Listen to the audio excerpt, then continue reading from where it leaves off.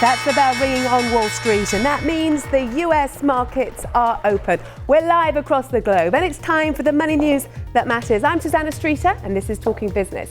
Let's take a look at the headlines. Our top story, a huge day for the trade talks between the US and China, with President Donald Trump due to meet Chinese Vice Premier Hu a little bit later today.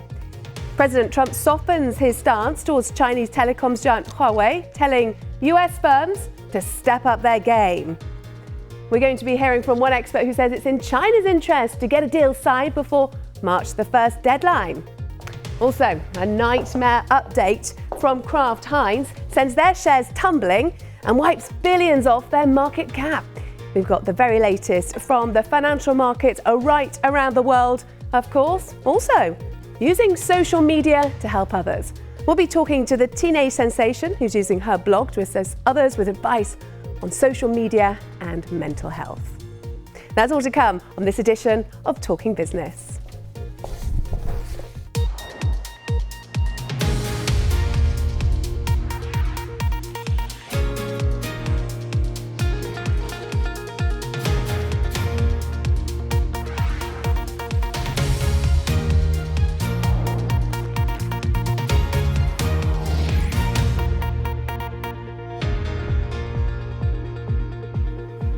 Good morning, America. Good evening, Asia. Hello, world. It's day 2 of those very high-level trade talks between the US and China, and much is still to be agreed.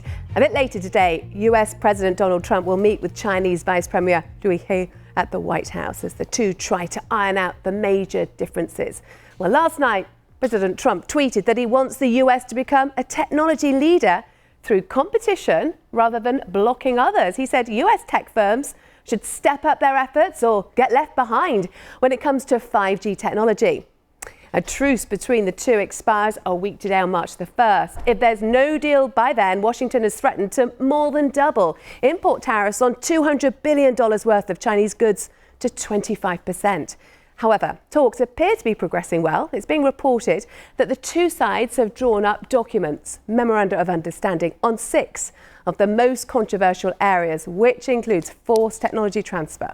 Well, let's get rid of the cube now. There's an awful lot to talk about, particularly intellectual property rights as well. That's another key sticking point of those talks. And Ginny Yan, she's the China Chief Economist at ICBC Standard. Thank you very much for joining us. You've been looking at all of these issues that the two sides are really thrashing out. Do you think they really have edged closer to a deal? Because these are high-level talks now, aren't they? I think we're closer than ever, really, mainly because we have refined it into these 6 priority areas for both sides.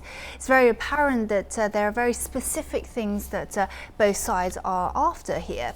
So I think we are much, much closer than ever before to a deal being reached. So effectively, the shopping list has got a lot shorter, hasn't it? And we really do know what the two sides want. Sure, it's shorter, but it's been refined. So these are the priority areas that both sides really want to address in a shorter time deadline. So I think these 6 areas are the key top areas that both sides will try to not only resolve, but also to going forward to make sure that it's implemented. Let's talk about this March the 1st deadline, because President Trump has tweeted saying, actually, that's not set in stone, it could slip a little. But from the Chinese side, there's a real push to get this deal done much sooner rather than later. I think from the Chinese side, the feeling is very much that they can't afford to let this drag. China's economy is slowing, and this is a fact. We have seen very weak numbers out of China's real economy. So the longer you let it drag, the longer it's going to really dampen and impact on sentiment, and that's the key. So the quicker this is resolved, the better China will feel, I think, out of this. What do you make of President Trump's comments? Not talking directly about Huawei, but saying that US tech companies have to up their game. Do you think, though, in this way they are extending an olive branch? Not necessarily. I think obviously this is not the sort of hardliner he used to take, but clearly there's some recognition that this is about the competition between two very large economies. China going up the value curve, China becoming not only cheaper but better at producing certain things. So I think it is very much in the US interest not just to try to curtail any efforts efforts to advance in the technology sector, but actually to better that and excel in the sector. And what is key from these talks is that they're talking about enforcement. The US wants to find out what enforcement steps China would take to make sure it's meeting these demands. And that does show, do you think, that these talks are getting very close to some kind of deal? Exactly. These nitty-gritty details are exactly what we used to lack. Now these have come to light, which is another reason why I'm a little bit more upbeat that we're drawing to a close, because it's about the enforcement. I think both sides are used to the fact that promises have been made from both sides, but there hasn't been any real implementation of the promises so far. Gillian, thank you very much for coming in to talk about all of this. Watch this space. Lots of investors are certainly watching that space. There is optimism around on the financial markets about it. On to another story now. And Kraft Heinz shares have tumbled more than 20% in after-hours trading on Thursday after the firm announced it had received a subpoena from US regulators over its accounting policies. Kraft Heinz also slashed the value of some of its brands and warned that 2019 may be a step backwards. Well, let me take a step backwards and talk to Michelle Fleury, who's at the US Stock Exchange in New York for us. So, Michelle, tell me more about this investigation by regulators. It's not shaping up, is it, to be a good deal in terms of this year ahead for Heinz? So here's what happened. You had the company come out with its financial results yesterday evening after the closing bell. And the news on all fronts disappointed. There was the revelation that the financial watchdog here in the United States was looking at opening an accounting probe into the company, specifically to do with its procurement department. Now, after the SEC sort of issued the subpoena asking for documentation from the company, they launched their own internal investigation and sort of set aside a charge of about $25 million to deal with what they say were sort of accounting issues in that department. But there are more than just that. If you look at why the sell-off in this share is sort of taking place right now, it also has to do with the fact that it did this huge write-off on two of its brands, Kraft and Oscar Mayer, which makes hot dogs, and then there was the fact that it cut dividends. So negative news on all fronts coming out of this company, and at the moment its shares are trading down some 25%. All of this a sign of sort of the fact that more and more people are increasingly going towards healthier food, simpler ingredients, and firms that have made a huge reputation and made huge profits out of selling more processed foods are struggling to adapt and innovate to this market. Absolutely. Okay, Michelle Fleury at the New York Stock Exchange, and many thanks for talking to us. Let's move on to some other news now. BMW and Mercedes-Benz owner Daimler are teaming up to invest in next-generation services such as driverless vehicles, ride-hailing and parking. The German firms are investing over $1 billion in the project, which will also look into pay-per-use car schemes. And the Australian government says it's seeking an urgent clarification from Beijing over reports a major Chinese port has stopped imports of Australian coal. China is Australia's biggest coal export market. The Chinese Foreign Ministry said imports will continue as normal. And Finland's nuclear regulator has identified a safety issue at the long-delayed Olkiluoto 3, a 1.6 gigawatt reactor built by the French multinational Renault. The regulator told Reuters today that the problem needs to be fixed before the reactor can receive a permit to operate.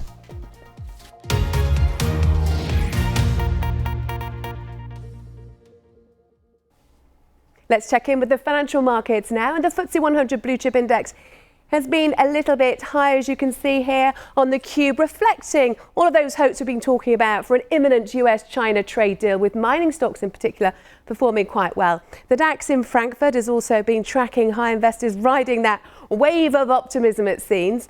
Japan's Nikkei ended in the red, only just though, ending 4 days of gains. Some slightly weaker US trade data led to that slip. And a barrel of benchmark Brent crude is tracking higher as well, pushing up shares in energy companies. Let's get rid of the cube now. We'll be checking out how the US markets are doing a little bit later in the programme. But the world of showbiz is thinking about something else over the next few days, because it really is showtime in Hollywood as the world's best actors gather for this year's Oscars. Usually the event is dominated by the big picture houses, but one firm trying to crash the party this year is Netflix. They spent millions on their own movies, but do they really need an Oscar to make their huge investment worthwhile? Well, let's have a chat to Jitendra Sadev, who's a celebrity branding expert. Now, you've worked with lots of brands, lots of celebrities.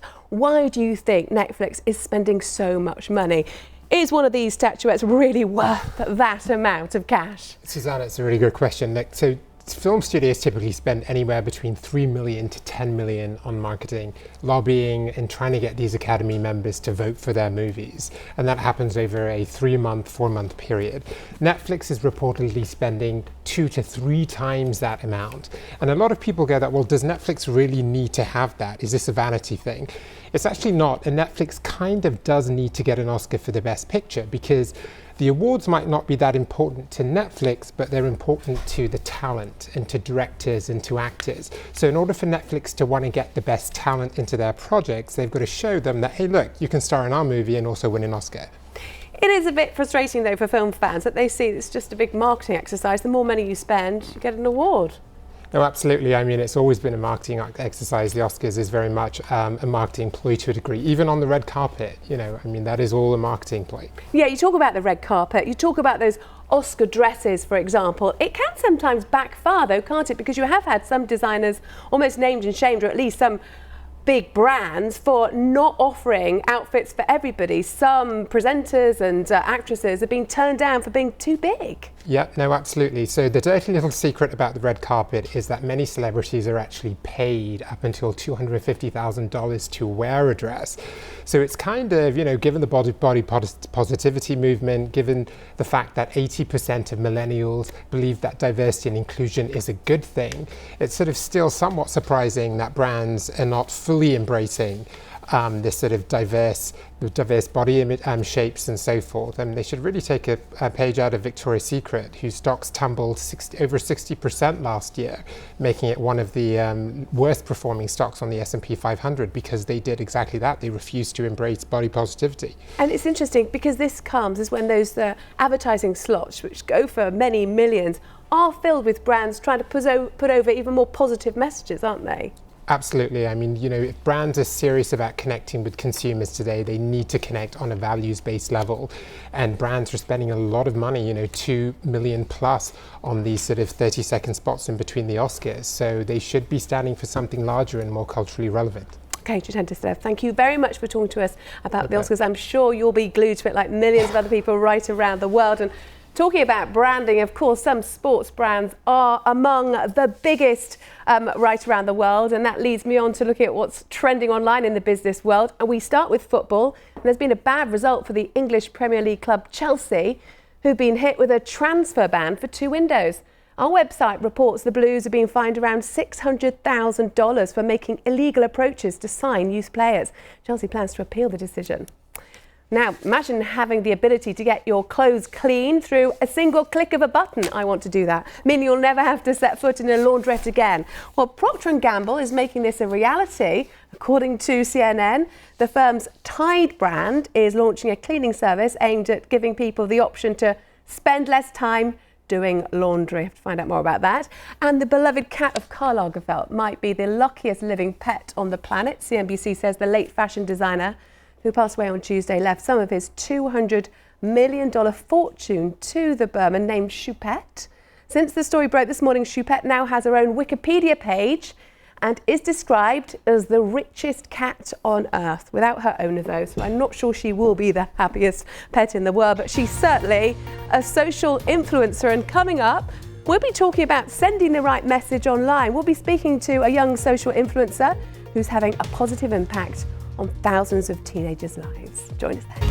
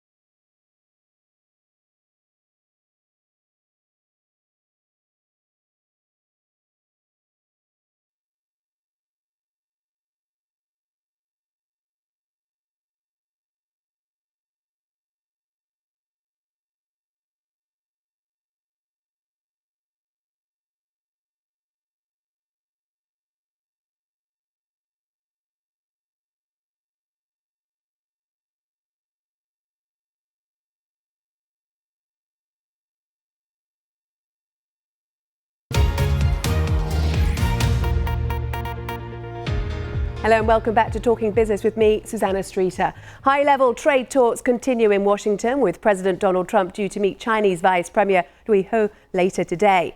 Now, 2 centuries ago, it was used only by Indians. Nowadays, billions of us use it every day. We're talking about shampoo. The world lathers its way through almost $90 billion worth a year. But who made it the global way of washing hair? And do we really need to use so much of it? Here's Aaron Heselhurst on why it's such a hit.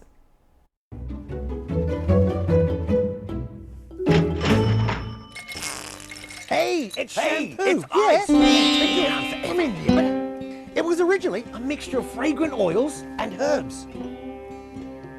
It was brought to Europe by this man right here. Yeah, Bengali businessman Sheikh Dean Mohammed, who used it in his bathhouse in Brighton in 1814. British barbers copied him, mixing water with shave soap. In 1927, this man right here, Hans Schwarzkopf, of Berlin, brought out the world's first ready-made shampoo. And then in 1930, this man, Dr. John Breck, came up with personal shampoo. Different types of shampoo for different types of hair. Nowadays, there's shampoo for greasy hair, dry hair, blonde hair, brown hair. And we buy $88 billion of it every year. But here's the catch. Our scalp produces natural oils which strengthens the hair. Unfortunately, they also collect dirt. Ugh. But the more we wash those oils out with shampoo, the faster the scalp produces them. So for us consumers, it's a vicious circle. But for the shampoo makers, it's a pot of gold.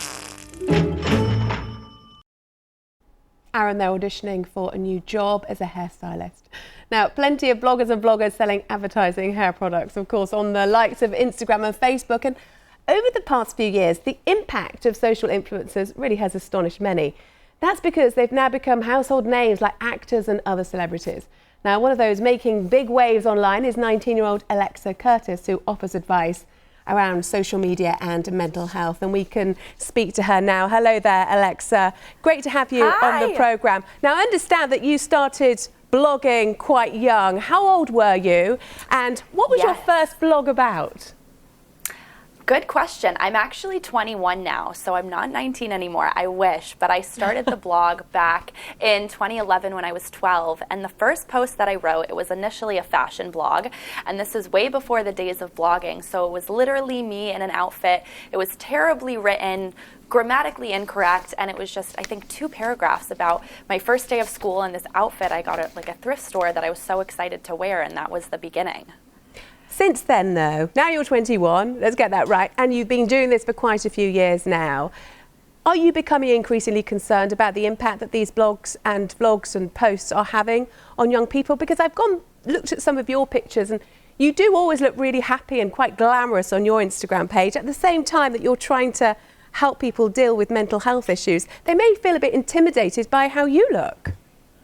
Yeah, I completely agree, and I think that's a great point to bring up because I truly am so concerned about what kind of content is out there, and especially on social media. So with the nonprofit that I have, as well as any other talks that I put on in schools or colleges, I really try and make that a vocal point to showcase pictures of how I look like in real life or what people post on social media, because at the end of the day, it is a career for a lot of people, but you can't take it too seriously. So when those depression feelings come on and anxiety and feeling like you need to compare yourself to other people, you just have to realize that there's such a difference between Instagram world and real life world. And right now we're trying to find that middle barrier, that kind of what the difference between those two things are, and right now it's pretty hard to do that. So you're running these kind of fearless campaigns in schools and colleges across the United States.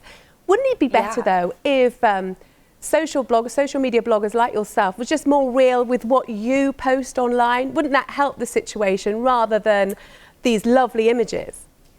Well, I definitely think that I do. So if you go through a lot of the content that I have, as well as the captions, you'll see that most of the stuff I talk about is really kind of polar opposite to a lot of these influencers and how they only post glamorous pictures. So as much as it might be a picture, there's a whole meaning behind that. And so through a lot of my content, that's what I try and showcase. So I can't vouch for other people. I can just vouch for what I know that I'm doing and the response that I get from my fans with the kind of content that I post about these topics. And hopefully it's inspiring them to pursue their own passions, but also showcasing the reality reality behind social media right now.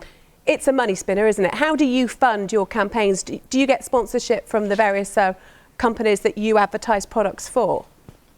Yeah, well, I'm really lucky because I've been doing this for so long, since I was 12. I have brands that I've been working with since the beginning. So I can't imagine right now if I started a blog today, I don't know how I would make a living off of it like I do now, just because I had such a period of time here to kind of try things out and trial and error. So now whether it's sponsorships or my Disney show or different things with like even the summit that I'm planning, I have different sponsors included there, but it's running a full company. So it's definitely not easy, but you are kind of you're the boss. So you're the one that has to wake up every day and decide who do you want to reach out to and how do you want to make money today.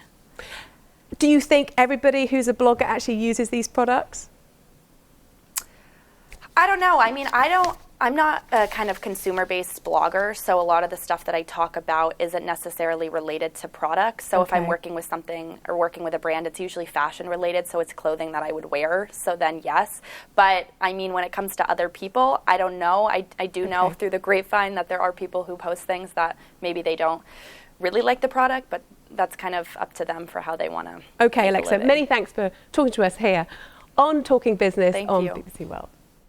Yalda is back with Impact in 8 minutes. Now, don't forget you can get in touch with me and some of the team on Twitter. I'm at BBC Streeter. Thanks for being with us.